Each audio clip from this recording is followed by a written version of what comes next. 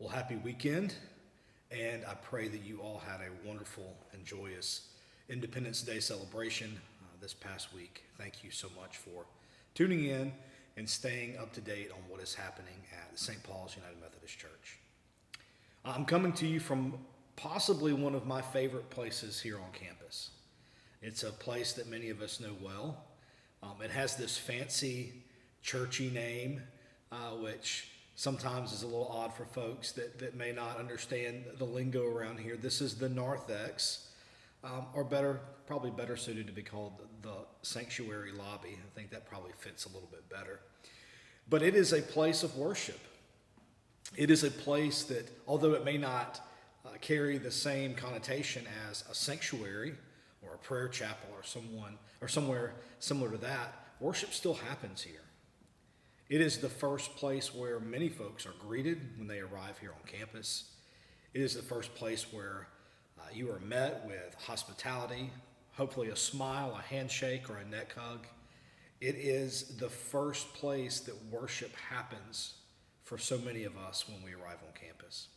It is a place of warmth, hopefully, and I pray that it always is a place of welcome.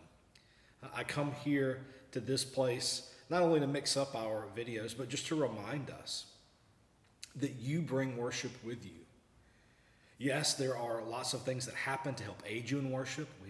There is music, there is liturgy, there is the spoken word, there are creeds, there are lots of elements that help us give God worth to worship. But without you, worship doesn't happen.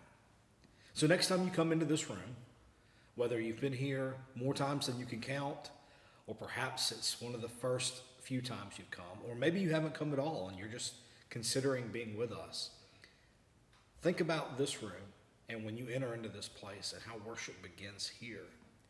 When we embrace one another, when we welcome one another, when we create space for one another, it is a blessing to be in this place, not only on Sunday mornings, but to be here when no one's here and just sit and recollect and think about the gift that we have, not only as a church, but of God's Spirit that moves within all of us.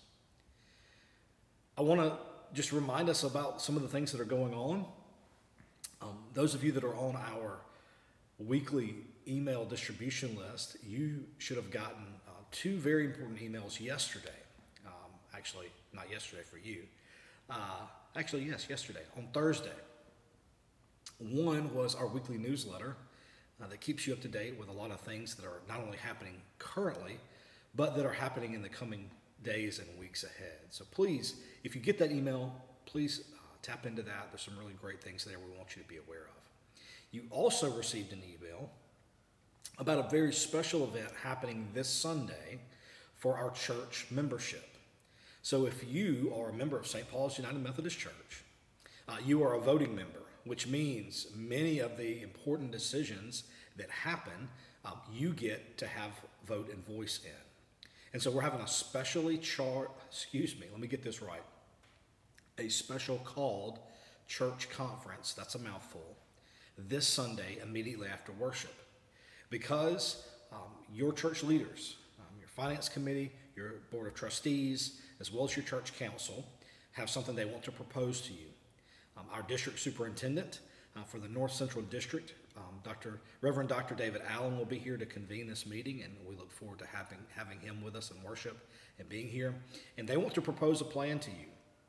I'm not going to go into the details in this video, but the reason I mentioned the email is because the details are laid out there of what work has been done and what they are going to be proposing to you. Please make plans to be here. If you're a church member, please be here.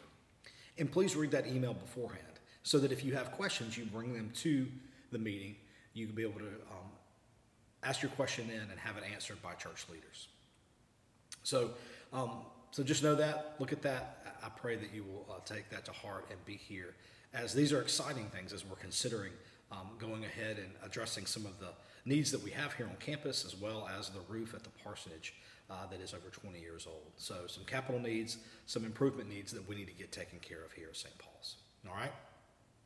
This Sunday, and this is a little bit of a funky schedule, usually we have communion on the first Sunday of each month. Well, because I was out this previous Sunday, we have shifted Communion Sunday to this Sunday, which is July the 9th. A couple of things I want to say about that. First of all, many, many, many thanks to our worship leadership who stepped in my absence and helped lead a wonderful service. Thank you to all who participated in that and to all who attended and brought worship with you, especially to Jane Darling, who delivered a great message. And I'm so very grateful for her leadership and her example in the way that what the Lord prepared in her and delivered through her spoke to my heart. So thank you, Jane, very, very much. What that means this Sunday is, as many of you are aware, on Communion Sundays, our children do not depart from the sanctuary. They remain with us. Now, we've been doing this for almost a year now, so you understand what that means and the joy of what that means. So just understand and be reminded, even though it's not the first Sunday, it is Communion Sunday. And because we so deeply believe what God does in and through us, through our corporate life together, we want our children to be part of that. They should not be excluded from that. They should be a part of our church in every way possible. And so when we come to the communion table, as we meet God's grace in this beautiful sacrament, we believe that God's grace invites all of us there, that it is open to all. And so therefore, our children are invited to experience, because we believe God's grace is already working in them. From the moment that they took their first breath, God's grace was present and drawing them into a relationship with God's self. And so communion is an affirmation of that, as well as many other theological things that I won't get into. But we want our children with us, and they will be with us. So that means parents that have young children that may usually leave for children's church will remain with us.